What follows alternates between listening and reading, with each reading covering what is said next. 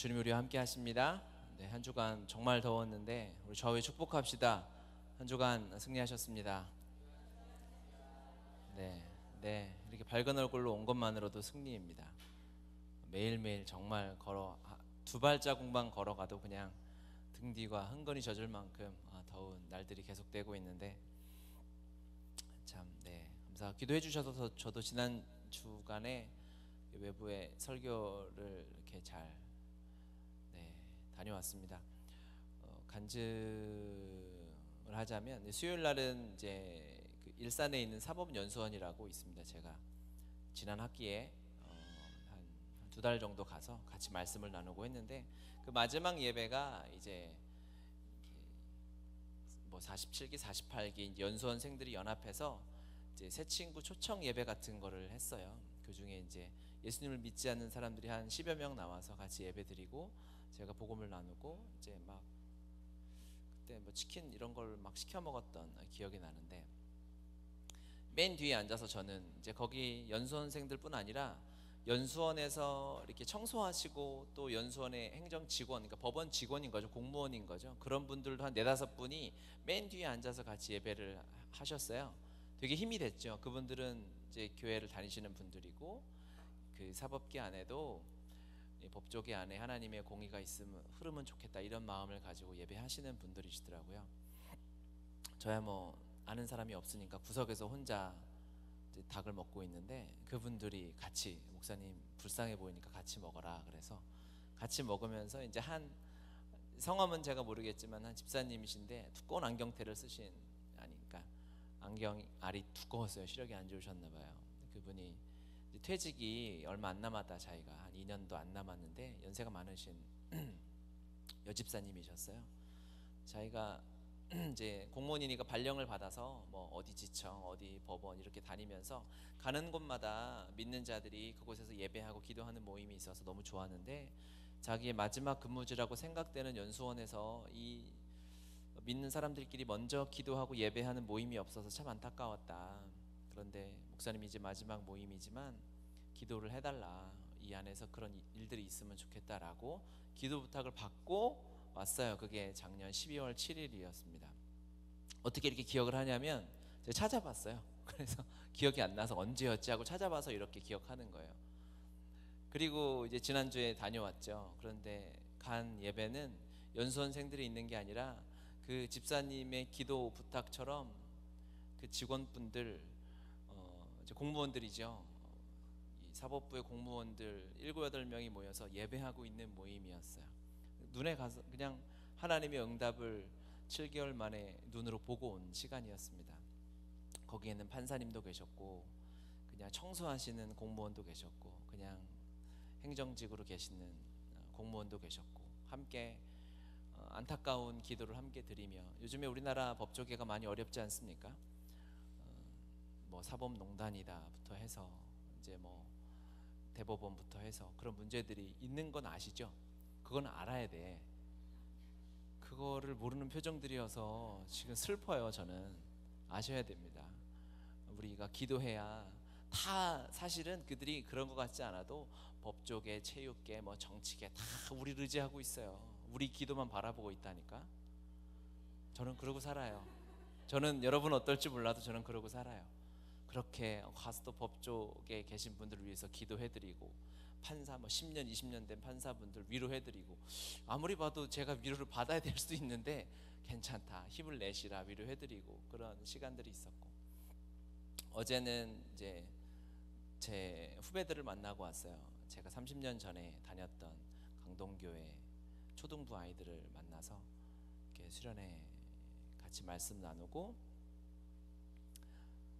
너네들은 태어날 때부터 죄인이다 이런 얘기 해가면서 내용 언제나 설교는 똑같으니까 뭐 부른 사람이 뭐 주님이시니까 뭐 제가 할 말 하나밖에 없으니까 같이 나누고 기도하고 아이들이 오전에 수영장을 갔다 왔더라고요. 그래서 야외 수영장을 그래서 얼굴이 다 벌겋게 익어가지고 그 아이들 졸지 않게 끝까지 기도를 시키느라고 좀 진이 빠지긴 했는데 끝나고 이제 거기 담당 전도사님이 몇 명 아이들이 또 방언을 받기도 했다 이런 이야기를 해주셔서 또 위로를 얻고 힘이 되었습니다. 이번 주에도 이제 또 동일하게 하나님 계속 다음 세대 아이들을 부탁하시는 것 같은 생각이 들어서 저도 긴장이 되고, 다음 세대 초등부 이런 아이들 설교는 어른들 설교보다 한 10배 정도는 준비를 해야 합니다. 너무 어려워요. 그렇겠죠. 대화도 잘 안 되는데 그 아이들에게 성경 이야기를 한다고 그 아이들이 이해를 하고 기도를 해야 되고, 기도를 또 순복음은 짧게 하지 않잖아요. 최소 30분 1시간 이상씩을 기도해야 되는데, 벌써 이번 주는, 어제는 하루였지만 이번 주는 금, 토 이렇게 이틀을 해야 돼서 생각만 해도 벌써 땀이 나네요. 그리고 주일은 이제 저희 교회가 동해 무슨 작은 개척교회 같은데 우리 찬양팀하고 같이 가요. 그 교회도 저희가 섬기는 후원하는 덕산 순복음교회 있지 않습니까? 그 아주 비슷한 상황이라고 합니다. 그 교회 이제 전도사 담당하시는 이제 담임 목사님 같은 담임 전도사님이 굉장히 아프셔서 뭐 한 6, 7년 이상 식물인간 상태로 누워 계시고 사모님 혼자 교회를 지키시고 계신 상황이에요. 그런 교회만 보면 제가 생각이 난대요. 왜 그런지 모르겠어. 그래서 여의도 지지한테 연락이 왔어. 그래서 그 교회를 지키고 계시는 사모님의 소원이 예배를 항상 위성을 받아서 예배를 드리니까 이렇게 뭐 그것도 물론 아름다운 예배이긴 하지만 제대로 된, 이해하시죠? 이게 제대로 됐다. 이거 오해하겠네. 하여튼 그런 찬양팀부터 해서 같이 이렇게 예배하고 싶다 이런 소원이 있으셔서 연락이 와서 이렇게 주일날 예배 마치고 같이 동해 가서 예배, 너무나 큰 은혜죠. 저희도 지금 한국 교회를 사이즈별로 늘어뜨려 놓는다면 거의 하위 1%에 들 텐데 벌써 다른 교회를 섬기는 일들을 주님이 맡겨주시니까 여러분들 긴장하셔야 합니다. 주님이 기대가 그만큼 복음의 교회에 있다는 거 라고 저는 생각합니다. 오늘 느헤미야 말씀 이제 두 번째로 나누려고 하는데요. 오늘은 이제 직접 또 본문으로 들어가기 전에 조금 더 배경과 큰 그림을 좀 보라는 마음을 주셔서 말씀을 나누겠습니다. 느헤미야는 3차 귀환이라고 하죠. 첫 번째 귀환을 통해서 성전이 지어졌습니다. 그리고 두 번째 에스라의 귀환을 통해서 말씀이 백성들 가운데 선포되고 삶에 전해지기 시작했고, 세 번째 느헤미야의 귀환을 통해서 성벽이 재건됩니다. 그런데 성경을 이렇게 보면요, 사실 성벽을 짓고 하는 것에 관심이 별로 없어요. 솔로몬 성전을 짓지 않습니까?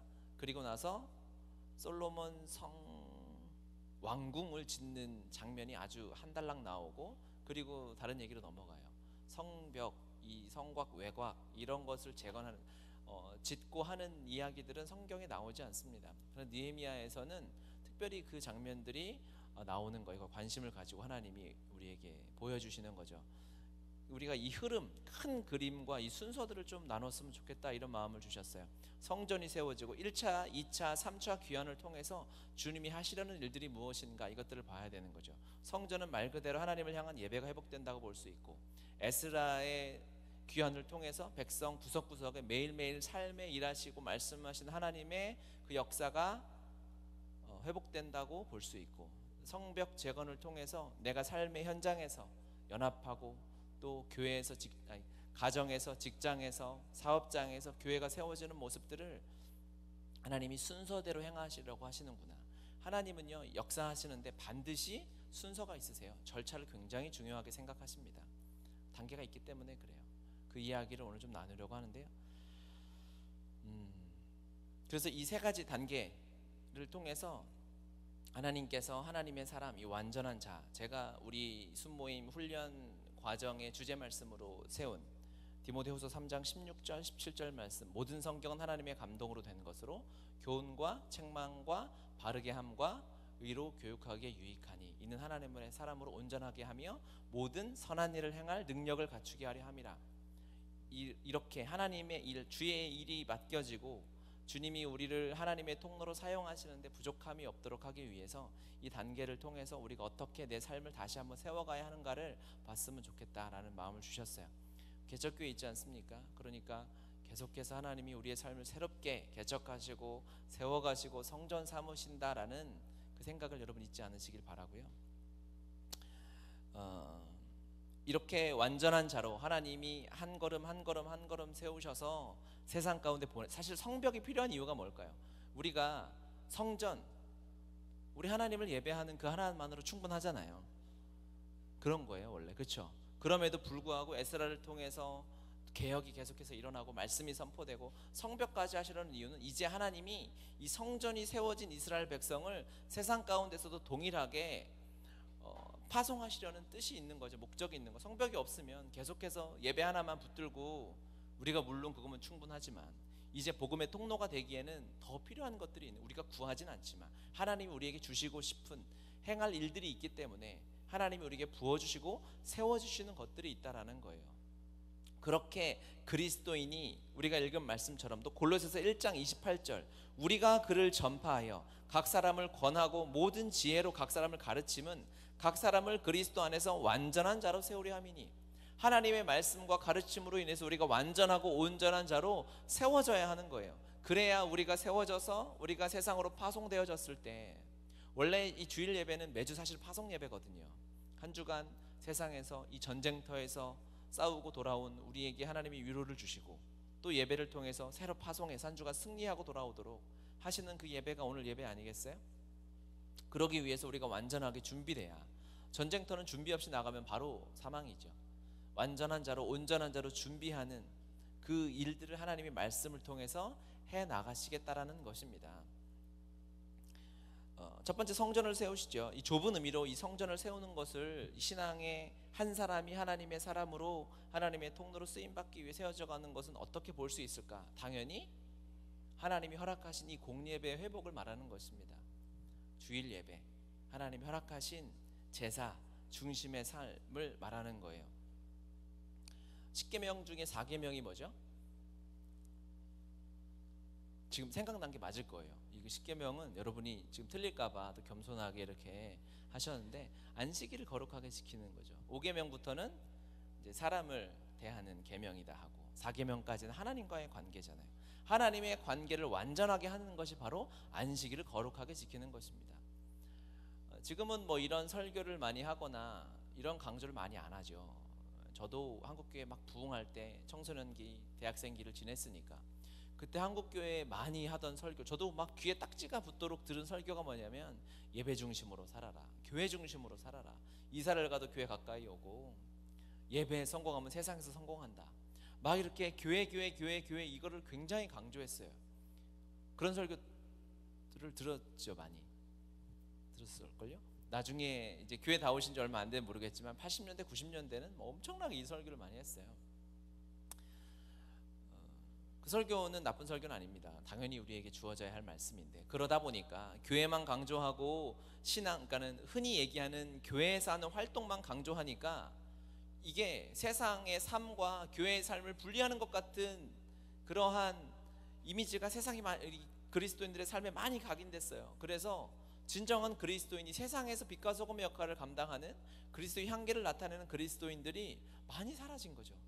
주일에는 교회를 나오는데 세상에서는 뭐 악독한 막 회장이고 사장이 되는 일들, 그게 한국교회 이런 잘못된 균형을 잃어버린 그런 가르침에서 온 폐해도 있을 수 있다는 생각이 들었어요. 그런 반성들이 한국교회에 많았습니다. 그래서 요즘 좀 세련되다, 잘 나간다 이런 목회자들, 목사님들은, 설교자들은 이런 얘기 잘 안 하죠.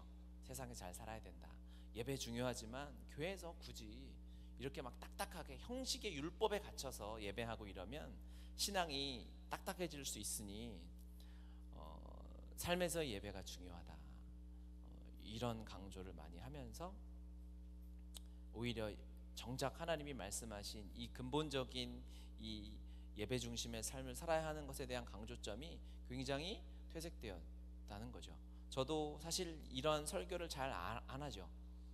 저도 그 폐해 속에 살아왔기 때문에 교회 안 가면 주일날 반드시 교회에서 주부를 가져와야만 제가 살 수 있는 운명 가운데 살았기 때문에, 그래야 집에서 엄마의 박해 없이 제가 한 주간 평안하게 살 수 있었기 때문에 그런 율법적인 그것만 이게 옳진 않죠. 그렇게 배워왔기 때문에 그렇지 않았는데, 요즘 한국 교회와 그리스도인들 또 성도들의 삶을 보면 이게 흐려져도 너무 흐려지는 거예요. 요즘에 성도 중에 가나안 성도라고 있죠. 그런 성도가 있어요. 가나안이 이제 안 나가를 반대로 해서 교회를 안 나가는 거예요. 교회를 안 나가고 근데 집에서 예배해도 예배 아니냐? 집에서 예배하면 주일날 인터넷 틀어놓고 거기서 하나님 예배하면 예배인가요? 예배예요. 예배는 맞아요. 당연히 예배죠. 하나님 어디나 계신데. 그렇죠.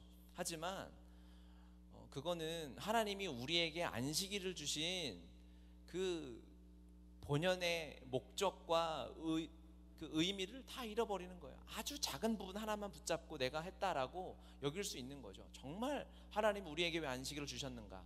하나님이 우리에게 이 제사법, 구약의 제사를 하나님 어디나 계시잖아요. 그런데 제물을 잡아서 하나님께 드리는 제단을 하나님이 정해 놓으셨어요. 왜 그랬을까요? 불편하게 하려고?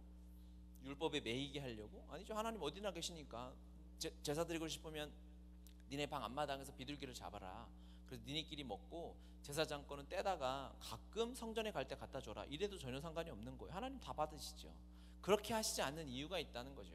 안식일은요, 하나님을 섬기고 예배하는, 우리가 지금 이 안식일을 주일 성수와 거의 비슷하게 생각하잖아요. 그렇게 해도 사실은 맞는 거죠. 이 의미가 뭐냐? 훈련의 의미가 굉장히 있습니다. 이 중심으로 이것이 먼저 회복되지 않으면 삶의 예배 회복은 없어요. 흔히 예배를 3단계 이렇게 얘기를 하죠. 우리가 얘기하는 공예배가 있다 이렇게 얘기를 하고, 이 공예배를 통해서 이 공예배가 확장되면 개인 예배를 얘기합니다. 그래서 공예배를 잘 드린 사람은 집에서 여러분 개인 예배 드리잖아요. 그렇죠. 큐티도 하고 성경도 읽고 기도도 하고, 이게 개인 예배죠. 그런 걸 개인 예배라고 합니다. 이 개인 예배가 확장되는 사람이 삶의 예배가 된다. 무엇을 하다 하나님을 예배할 수 있는 거죠. 내가 직장에서 일을 해도, 집에서 설거지를 해도, 친구들을 만나도 그것이 그리스도 안에 있으면 전부 예배인 거예요. 아멘이죠. 그러기 위해서 이 핵심 코어에는 뭐가 있냐면 공예배가 있는 거예요. 이게 그러니까 삶이 무너지고 내 예배가 무너지면 어디서부터 회복해야 하는가? 당연히 공예배로부터 회복해야 되는 거예요. 주일 성수부터 회복해야 되는 거죠. 이것을 우리가 다시 기억하고 돌아가야 한다라는 것입니다. 주일 예배는, 주일 성수란 뭐냐? 하나님이 출석하도록 정하신 그 교회에서 예배를 드리고 하나님께 감사의 제물을 드리며 하나님을 기억하는 것, 주님의 말씀을 경청하고 하나님을 찬양하는 것을 이야기합니다. 너무 율법적인 거 아니냐? 율법적인 겁니다. 그리스도인들은 예수 생명을 가진 자는 율법대로 살아가는 자예요. 예수님은 너무 지나치게 율법대로 사셨어요. 그렇죠? 예수님이 율법을 파하신 적이 있나요? 이런 쓰레기 같은 율법 필요 없다고 치우신 적 있나요? 너무 고리타분하다고 제끼신 적 있나요? 아니에요. 예수님은 너무 율법대로 사셔서 율법으로 체크할 일이 없었던 거죠. 그렇죠? 그리스도인은 원래 율법대로 사는 사람이에요. 단 예수 생명 십자가 구원을 얻은 자는 누굴까요? 내가 완전한 죄인이었다는 걸 알기 때문에 어느 누구도 정죄할 자격이 없어요. 그렇기 때문에 율법대로 사는 사람은 자기 삶은, 자기 삶 자체는 하나님의 말씀 앞에 사로잡혀서 정말 율법대로 사는데 남에 대해서는 절대 손가락질을 하지 않죠. 이야기할 자격도 없음을 알기 때문에. 그래서 율법대로 살아야 한다는 것을 이야기할 때 이걸 듣고 너만 잘하면 되는 거예요. 나 자신만 하나님의 말씀 앞에 사로잡혀 살면 되지, 내가 일주일 동안 열심히 성경 읽고 큐티했다고 저 큐티 안 한 거 걸어오네 막 이렇게 쳐다보고 판단하면 이것 때문에 율법을 강조하지 못하는 거예요. 이것도 상처받으니까. 조금만 기도 많이 하고 조금만 말씀 많이 알고 조금 선교 좀 나갔다 왔다 하면 그렇지 않은 사람을 판단하고 정죄하고 너 이거 해야 된다라고 이야기하니까, 그게 아니죠. 그걸 하는 사람은 왜 그래야 되는 거예요? 왜 제가 아침마다 큐티하고 말씀 보고 하지 않으면 안 될까요? 그게 아니면 살 수 없으니까. 그게 아니면 저는 아마 교도소에 들어가 있을 거예요. 신문에 나올 거예요. 아멘을 하지 마세요. 평소에도 안 하면서 이럴 때만 아멘 하고 싶어가지고 막 입이 근질근질거리는데, 그런 존재니까, 아니까, 나의 자아를 아니까 그럴 수밖에 없죠. 여러분 오해하지 말고 들으십시오. 여러분 한 사람 한 사람 개인의 신앙을, 내 삶을 철저하게 하나님의 율법에 가두시기 바랍니다. 하다 보면 안 될 거예요. 하다 보면 안 되죠. 되지 않아요. 그러니까 주님이 필요한 거예요. 내가 살려고 하는데, 하나님 오늘도 말씀을 정말 읽으려고 하는데 이거 읽기 싫고 TV 보고 싶어요. 오늘도 내가 이 성경 통독을 하고 자야 되는데 야식이 더 생각나요. 그럴 때마다 우리가 하나님 앞에 가야죠. 주님, 말씀이 더 소중하고 내 머리로 알겠는데 이 내 혓바닥이 닭을 원합니다. 막 이렇게 하면서 기도하고 회개하고 내 육신을 쳐서 복종시킬 일이지, 하나님의 은혜를 더 구하게 되는 일이죠. 그래서 주일 성수를 철저하게 하시기 바라요. 남에게 강요하지 마시고, 여러분 한 사람 한 사람이 하나님이 이 우리의 마음의 태도를 사용하셔서 여러분의 삶의 성전을 재건하신다고 믿습니다.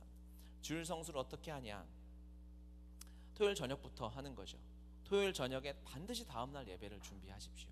우리 예배 순장님이 항상 카톡과 단톡방 이렇게 올려주잖아요. 이렇게 가잖아요. 주일 인도자, 찬양 콘티. 왜 갈까요? 교회가 아직 문을 닫지 않고 살아있다라는 걸 알리기 위해 여러분 보시고 준비하라는 거예요. 오늘 한 찬양 콘티를 여러분 한번 유튜브에서 찾아 듣고 와보십시오. 예배 은혜가 달라요. 곱하기 100은 될 겁니다. 말씀 본문 느헤미야 서니까 뭐 얼마 안 걸리. 느헤미야서 재밌잖아요. 또 좀 싸움박질도 나오고 실패도 나오고 얼마나 재밌어요. 그러니까 한번 읽어오시고, 그러면 예배 은혜, 그렇게 예배를 준비하는 거예요. 또 예배에는 반드시 헌금이 들어갑니다. 또 헌금 얘기 한국교회에서 많이 못하죠. 금기시 됐죠. 돈 밝힌다고. 그런데 헌금은 하나님의 예배를 향한 너무 중요한 거예요. 성경의 레위기 보면 재물에 관한 얘기가 너무 구체적으로 나와 있어요. 하나님께 드리는 재물, 내 모든 것이 주님께로부터 왔습니다라는 믿음을 담아서 주님 앞에 드리는 헌금은 너무너무 예배에 중요한 거예요. 그 깨달음이 있었으면 좋겠어요. 이것도 여러분 철저하게 내 스스로를 율법적으로 하십시오. 대신 남을 정죄하지 마세요. 내가 이번 주 10,000원 했는데 저거 몇천 원짜리야? 이렇게 보지 마시고, 우리 믿음의 선배들 한국교회 막 부흥할 때 그런 간증, 저도 이거에 대해서 막 별로 이제 귀에 딱지가 붙은 게, 교회 중심으로 막 청교도가 사실은 난민이거든요. 지금 예전에 유럽의 기독교 난민이 청교도예요. 그들이 친대륙으로 가잖아요. 가서 청교도가 했던 게 있죠. 새로운 땅을 주시면 내 집보다 교회를 먼저 건축했다. 그래서 막 꼭 성전 뭐 건축 작정 예배에 가면은 꼭 이런 간증과 설교를 하면서 목사님들이 종이 돌리면서 네 집보다 더 큰 금액을 써내라 막 이렇게 멱살 잡고 이런 예배가 있어가지고, 저도 그런데 많이 참석하고 거기서 또 헌금도 많이 뺏기고 이래가지고 그런 얘기 안 하는데, 그 신앙 자체는 너무 귀한 거죠. 하나님을 사랑하면 더 못 드려서 한이지. 내가 하나님 앞에 내 전세금을 빼서 드릴 믿음이 없어서 주님 앞에 괴롭고 안타까운 거지, 내가 얼마 드려서 내가 너무 교회 많이 갖다 바치는. 여러분 교회 헌금 하나요? 헌금하면 목사님 전사님 먹고 사니까 헌금하나요? 여러분 하나님을 그렇게 무시해도 그렇게 무시하면 안 돼요. 하나님 살아계세요. 하나님 살아계세요. 우리가 드리는 모든 하나님 앞에 드리는 제물은 하나님의 성전에 바치는 거예요. 주님 쓰시도록.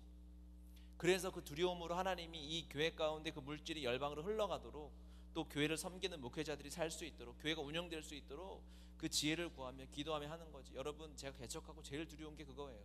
하나님 주신 이 물질들을 혹시 내 욕심에 쓰지 않을까, 이것 때문에 주님 앞에 혼나지 않을까. 하나님 거니까 헌금을 준비하십시오. 헌금은 자기 마음에 작정해서 드리는 거예요. 내가 매달 얼마 드리겠다. 제가 재정 강의 할 때마다 강조해서 이야기하죠. 금액이 많고 적으면 전혀 상관이 없어요. 여러분 상황에 따라, 수준에 따라 하나님 앞에 드리시기 바랍니다. 그리고 마지막, 이제 미리 토요일 날 예배를 준비하시되 헌금을 준비하시고, 마지막으로 토요일 날은 반드시 일찍 자세요. 일찍 자야 됩니다. 그래야 늦지 않고 미리 와서 10시 20분 전에 와서 상황이 생길 수 있어요. 늦었다고 저도 정죄하지 않아요. 저도 맨날 정해놓은 시간보다 늦게 와요. 저도 주일날 꼭 7시까지 와야지 하는데 7시 반에 오고 막 이래요. 그래서 제가 여기서 저것들이 난 7시에 왔는데 10시에 오냐 이렇게 생각할까요? 제가? 생각하면 제가 문제인 거지 늦게 온 여러분이 문제인 건 아닌 거예요. 이해가시죠? 내 스스로가, 율법은 언제나 나에게만 적용하는 거예요. 하나님이 나에게 주신 말씀이니까, 하나님이 나를 통해서 얘를 정죄하라고 주신 건 율법이 아니니까. 그래서 늦지 않고 미리 와서 예배를 기도하고 준비하고 하나님의 은혜가 임하도록 기도하시면 놀라운 주님의 은혜가 임할 것입니다. 이거를 철저하게 여러분 훈련해. 이거는 하나님이 예배 장소에 나오도록 하는 것은 훈련인 거예요. 훈련. 우리 순모임 9주인가 8주차에 교회에 다 이게 나와요. 기억이 안 나서 제가 계속 할 수밖에 없어요.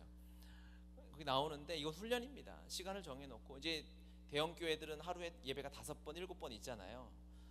그래서 오늘은 내가 좀 일찍 일어났으니까 11시 예배 드리고 피곤하네 1시 예배 드리고 엄연하게 좀 단호하게 이야기하면 그거 주일 성수 아닙니다. 주일 성수는 하나님 앞에 내가 드리기로 작정한 시간과 예배를 드리는 거예요. 난 오늘 피곤하니까 오전에 영화 좋은 게 나왔네, 영화 보고 저녁 7시 예배 가야지, 편하게 아무도 없을 때. 내가 사람 만나기 싫으니까 모자 쓰고. 그런 거 없어요. 그런 건 예배가 주일 성수 아니에요. 하나님 앞에 드리는 것은 가장 소중한 거 드리지 않을까요? 일주일의 시간 계획을 세우면서 거기에 초점을 맞추지 않겠습니까?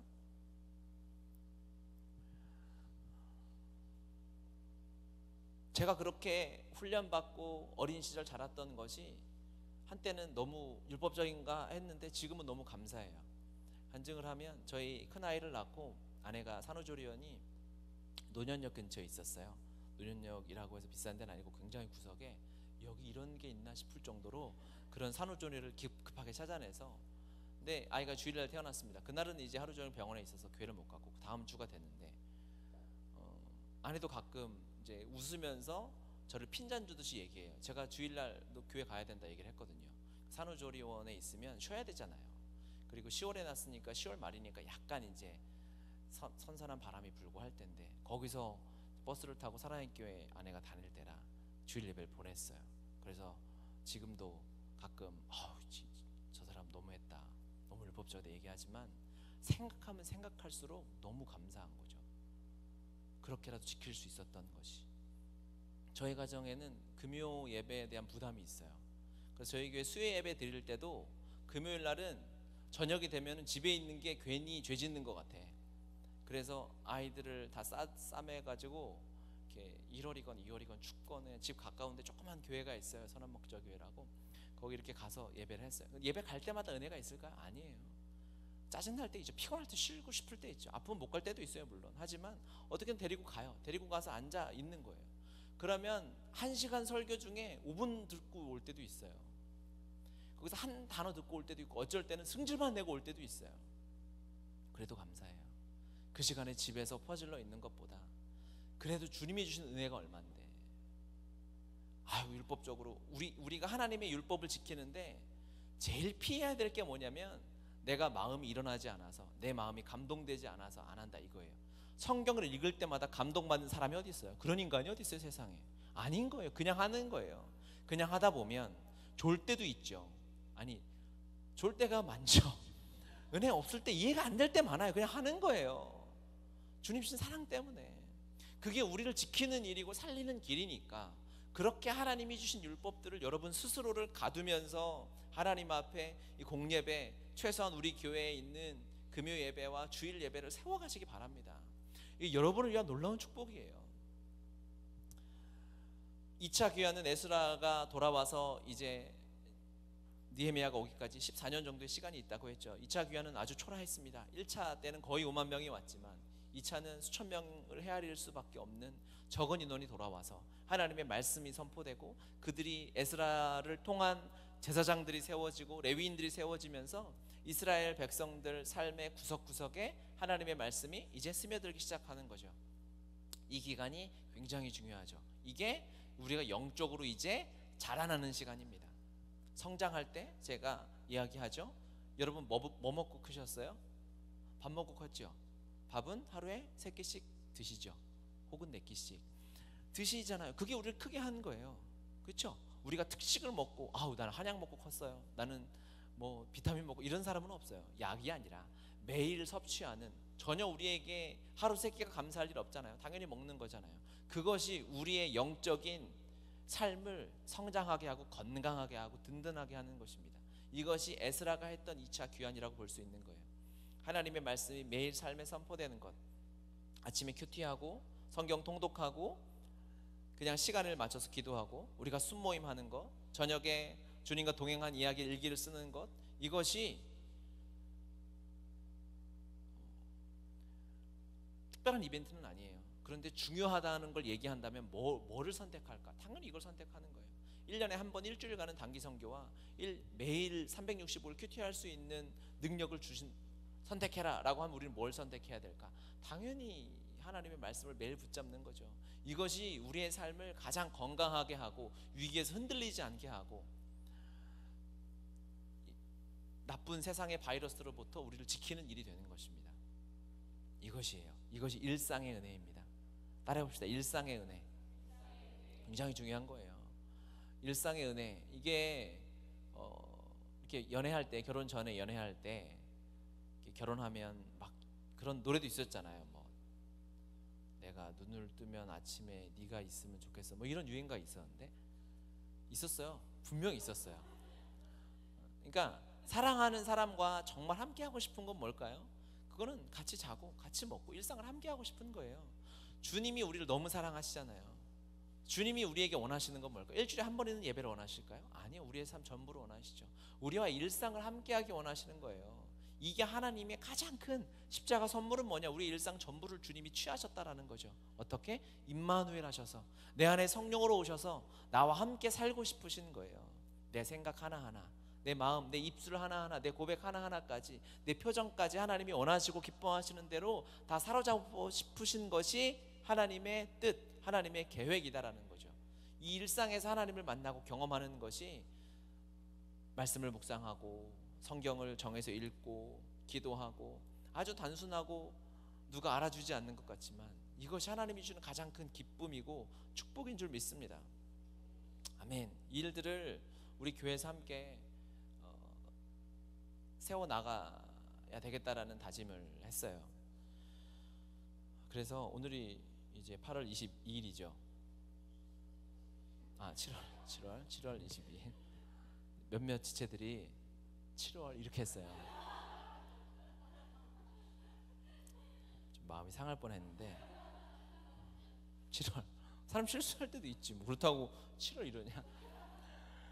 이제 7월 22일인데 이제 8월 1일부터 이제 각 순별로 이제 성경을 읽고 있습니다. 그런데 어떤 수는 읽어서 올리기도 하고 어떤 수는 안 올리기도 해서 우리 교회 공동체가 함께 가야 되겠다 생각을 해서 어젯밤에 좀 고민을 했어요. 어젯밤에 이제 사역을 마치고 집에 와서 설교를 준비하면서 이제 워드를 막 이렇게 정리하고 치면서 1년에 우리 교회가 성경을 몇 번 읽어야 될까? 한 번? 너무 작고 3번? 조금 압박이 있을 것 같고 그래서 2번을 하기로 했어요.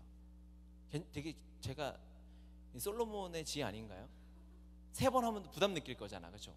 어떻게 1년에 3독 그래? 그런데 1독 또 그래도 우리 개척교회가 복음의 교회인데 또 1독은 약하니까 그래서 우리 교회가 1년에 성경은 다 같이 1년에 2번을 읽자.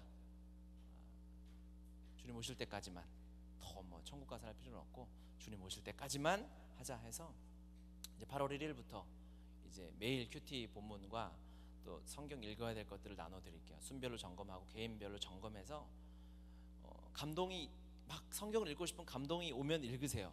그리고 막 읽기 싫으면 읽으세요. 그때 읽는 게 진짜야. 그때 읽는 게 순종이고. 그러니까 저는 또 일을 도와드려야 되니까 진짜 내가 하나님 앞에 충성된 종으로 인정받으려면 좀 악독하게 해야 되겠구나. 여전히 제 안에 좋은 목사라는 소리를 듣고 싶은 마음이 있어서 이참에 아예 싹 쓸어버리고 정말 악독한 저 제 스타일에 맞고 다 군복 입고 교회 왔으면 좋겠어요. 저는 빨간 모자 쓰고 뭐 이러면 좋겠는데 그렇게 해야 되겠다. 그래서 이제 전사님과 계획을 해서 진도표를 드려서 우리가 1년 교회 다니면 그 성경 2번을 읽었다 할 수 있도록 도와드려야 되겠다 하는 생각을 했어요. 하나님 우리 교회에 주신 순종의 방편이고 3차 기한을 통해 성벽이 세워져 가죠. 성벽, 느헤미야를 통해 성벽이 세워져 가는데 성벽은 혼자 절대 세울 수 없습니다. 성벽은 공동체만이 세울 수 있어요. 혼자서는 되지 않아요. 느헤미야도 공동체가 세웠죠. 그 옆에 누가 쌓고 어떤 지파에 누가 쌓고 성벽은 공동체가 혼자서 할 수 있는 일이 아닙니다. 여러분 하나님은 여러분을 직장으로 파송하셨잖아요. 여러분을 가정으로 파송하셨죠. 사업장으로 파송하셨죠. 학교로 파송하셨죠. 그곳에서 공동체를 만들어 가실 거예요. 그곳에서 하나님의 교회를 세우실 텐데, 그게 하나님의 뜻인데, 아멘이죠. 하나님의 뜻인데 공동체 믿음의 사람들을 만나게 하시고 교회를 세워 가실 거예요. 그리고 그곳에서 그리스도의 향기를 나타내도록 하실 것입니다. 주님이 하실 거예요. 그래서 우리가 그 마음을 가지고 함께 세워져 나가는 거죠. 이게 성벽이 세워져야 하는 이유이고, 내가 사회 현장에 나가서 내 삶의 현장에서 그 막 총알이 빗발치는 곳에서 예수 생명을 하나님의 말씀으로 살아내는 거예요. 성벽은요, 한 곳이 무너지면 전체가 의미가 없는 거죠. 성벽을 다 무너뜨릴 필요는 없어요. 이 전쟁사 같은 걸 이렇게 보면은 꼭 그 중에 배신자 한둘이 있어요. 그래서 여리고성처럼 한 번에 무너지는 전투도 있지만 그런 전투가 많지는 않죠. 이제 간첩 같은 사람 한두 명이 몰래 들어가서 밖에서 연기를 피울 때 문을 살짝 열어라. 그래서 문 하나 열어서 그곳으로 다 막 몇천 군데가 들어가 성이 무너지고, 성벽은 작은 틈 하나면 의미가 없는 겁니다. 그 얘기는 뭘까요? 우리 교회가 세상을 향해서 그리스도의 역할을 하고 복음의 빛을 발휘하려면 우리가 먼저 그리스도의 사랑으로 하나 되어야 합니다. 요한복음 17장 21절 22절 보면, 아버지여, 아버지께서 내 안에 내가 아버지 안에 있는 것 같이 그들도 다 하나가 되어 우리 안에 있게 하사 세상으로 아버지께서 나를 보내시는 것을 믿게 하옵소서. 내게 주신 영광을 내가 그들에게 주었사오니 이는 우리가 하나 된 것 같이 그들도 하나가 되게 하려 함이니이다. 하나님이 우리에게 보고 싶은 것, 세상이 그리스도를 향해 보고 싶은 것은 무엇일까요? 우리가 하나 된 모습이에요. 사랑해서 그 사랑이 주체가 안 돼서, 원래 사랑은 주체가 안 되니까, 복음은 감추어지지 않으니까 그 사랑이 세상을 향해서 흘러갈 수밖에 없도록 그 사랑을 기대하고 있는 것이죠. 우리가 하나 되지 못하면서 세상을 향해 하나 되라라고 말하는 것은 능력이 나타날 수 없습니다. 서로 사랑해야 합니다. 서로를 위해 기도해야 하고, 하나님 주신 은혜가 있기 때문에 은혜를 받은 자는 사랑할 수밖에 없어요. 여러분, 우리가 얼마 되지 않지만 이미 하나님께서 우리 복음의 교회에 주신 은혜가 엄청나게 큽니다. 아멘. 제가 다른 교회 가면 이렇게 물어봐요. 그러면 저는, 우리는 워낙 다 거의 다 이 생기신 분들이 대형 교회처럼 생기셨잖아요. 다들 거기서 오셨죠 다. 그러니까 이 교회 작다고 느껴지고, 저도 그렇고요. 저도 뭐 순복음에서 자랐으니까 그냥 작은 교회, 개척교회, 사람이 없는 교회 이렇게 생각이 드는 게 있어서 이야기해요. 개척한 지 한 6개월 됐는데 애들까지 다 탈탈 털어 모아서 30명 모인다 이렇게 얘기를 하면 다들 놀래요. 무슨 개척교회가 그렇게 많냐, 그리고 예배 장소는 있냐. 그래서 뭐 그냥 조그맣게 한 60평 되는데 모여서 예배하고 있다. 60평? 6평 아니고 막 이렇게 얘기를 해요. 그러면서 생각해보면 주시는 은혜가 너무 많은 거죠. 만약에 여러분, 이게 만약에 없다고 생각해봐요. 개척교회니까 하나님 여러분 부르셨잖아요. 그런데 목사니까 저를 부르시고 여러분만 불렀다 생각해봐. 윤성이랑 이렇게 앉아서 매주 예배를 드려봐. 엄청 감사하지. 지금 막 한 주는 밥하고 찬양하고 예배하고, 다음 주는 설거지하고 찬양하고 예배하고, 2주 청소하고, 다음 주 혼자 대청소하고, 거의 여러분 지금 식사조가 6조가 있어요. 너무 감사한 일이에요. 그렇죠? 1대1로 한번 해보실까? 수요일날 순모임하고 금요일날 저랑 예배드리고 주일날 예배드리고 복음 순종하기 혼자 여기 앉아가지고 일주일 또, 이게 어려운 일이죠. 재정도 그렇고 사람도 그렇고, 하나님이 이미 주신 복이 우리에게 너무 큽니다. 여기서 우리는 이제 불평할 수 없는 거예요. 어떠한 경우라도 오직 감사하고 서로 사랑하고 연합하여 그리스도의 생명이 내 안에 있음을 확인하면, 그 사람이 세상으로 나가면 세상에서 그리스도의 향기가 나타나고 그곳에서 성벽이 세워지며 하나님의 공동체, 하나님의 몸이 세워져가는 것을 보게 될 줄 믿습니다. 원래 이 그리스도에 있는 세상이 감당할 수 없어요. 그래서 그리스도의 나라는 말 자체는 꼬리표였어요. 딱지였어요. 아주 비하하는 말이었어요. 십자가가 죽음의 상징이었던 것처럼, 십자가를 처음에 하고 다녔을 때 그걸 처음에 본 사람들은 문화 충격이었겠죠. 저 사형틀을 어떻게 메고 다니나, 목에 걸고 다니나. 하지만 지금은 우리 십자가 없이 살 수 없는 존재가 되었던 것처럼, 그리스도인이라는 말은 원래 그래요. 세상에서 찍어내면 찍어낼수록 더 부흥하는, 백향목이라는 나무가 성경에 많이 나오죠. 그 나무가 그렇다 그러대요. 백향목 자체가 그 자체에 아주 그 든든한 향이 가득한 나무라고 합니다. 그래서 그 나무가 있는 곳은 멀리서도 그 나무가 있구나, 그래서 뭐 성전이나 그런 거 지을 때도 백향목 향이 가득했다 그러죠. 심지어 그 나무가 싫어서 저 나무를 베버려라 그러면 도끼로 수없이 찍을 거 아닙니까? 그리스도인들을 세상에서 찍어내듯이 도끼로 백향목을 찍고 찍어내면 백향목은 쓰러질지 몰라도 그 도끼는 백향목 향이 가득 배어서 백향목 도끼가 된다는 거예요. 그리스도인이 바로 그런 사람입니다. 우리가 가는 곳마다 세상이 우리를 뭐라 하든 우리는 그리스도인이 드러날 수밖에 없어요. 예수 믿는 것이 어떻게 숨겨집니까? 삶이 다른데, 바라보는 게 다른, 생각하는 게 다르고 세계관 자체가 다른데, 그 세상에서 우리를 거부하고 밀어낸다 해도 예수님 때문에 우리로 인하여 그리스도의 향기가 퍼져나가게 될 줄 믿습니다. 우리의 가정이, 내 삶이 먼저 성전으로 회복되어지고 내 삶에 이 하나님의 말씀과 기도와 큐티와 성경 통독이 우리의 순모임이 회복되어지고, 그랬을 때 주님이 우리를 세상으로 파송하셨을 때 우리로 인하여 하나님의 나라가 가정과 직장과 사업장에서 학교에서 세워지게 되는 것을 보게 될 줄 믿습니다. 함께 기도하겠습니다. 우리 같이 기도합시다. 하나님 앞에 내 삶을, 내 신앙을 다시 한번 우리 결단하는 시간 되었으면 좋겠어요. 우리는 하나님의 말씀 없이는 살 수 없습니다. 하나님의 말씀, 중심이 되는 하나님의 말씀을 따라 살아가는 자들 되게 해달라고 기도합시다. 우리의 주일 예배를 대하는 태도, 하나님이 허락해 주신 예배를 대하는 태도를 돌아봤으면 좋겠어요. 하나님이 오늘 설교 제목은 예루살렘 성이 허물어지고입니다. 부정적으로 바라보고 미래가 없는 사람은 허물어졌으면 절망이지만, 어린아이들이 봤을 때 허물어졌어? 세우면 되는 거예요. 시간이 있는 거예요. 꿈이 있고 비전이 있는 사람은 상황이 절망이면 소망을 꿈꾸죠. 우리가, 하나님이 우리에게 미래를 주셨어요. 한국 교회를 맡기셨고 다음 세대를 맡기셨고 청년을 맡기셨다고 저는 믿습니다. 북한과 열방을 우리 손에 맡기셨다고 믿습니다. 그러면 성이 무너져 있으면 소망인 거예요. 세워가면 되니까. 주님이 세우실 테니고 주님이 하시니까. 하나님, 내 안에 있는 하나님을 향한 이 예배, 하나님을 향한 제사가, 하나님을 향한 제물이 다시 한번 온전히 세워지게 하여 주시옵소서.